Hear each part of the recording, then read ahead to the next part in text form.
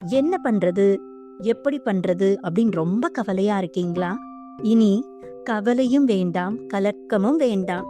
ஏன்னா நம்ம தேவன் எப்பவும் நம்ம கூடவே இருக்காங்க இல்லையா? நம்ம தேவன் நம்ம கூடவே இருந்து என்ன பண்றாங்கன்னு தெரியுமா? என்ன பண்றாங்க அப்படிங்கறத தான் இன்னைக்கு நம்ம பார்க்க போறோம். இன்னைக்கு நம்ம பார்க்க போறது 28ஆம் வசனம். யோபு 5ஆம் அதிகாரம் 9ஆம் வசனம். ஆராய்ந்து முடியாத பெரிய காரியங்களையும் எண்ணி முடியாத அதிசயங்களையும் அவர் செய்கிறார்.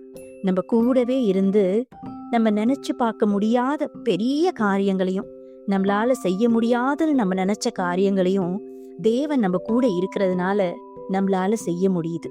எண்ணி முடியாத அதிசயங்கள், நான் நினைச்சே பார்க்கல இந்த காரியம்லாம் என்னால செய்ய முடிஞ்சிச்சு அப்படிங்கறதும் நம்ம தேவனாலதான் செஞ்சோம் இல்லையா?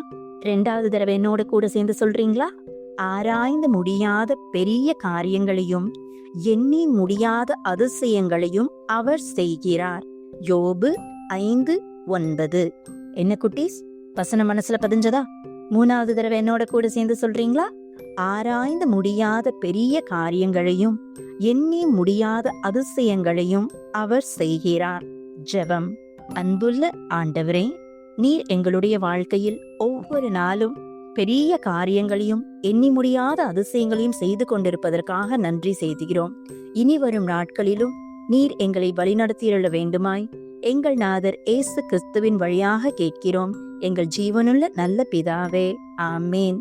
குட்டீஸ், வசனம் படிச்சுக்கிட்டே இருங்க, ஏசப்பா கூட பேசிக்கிட்டே இருங்க.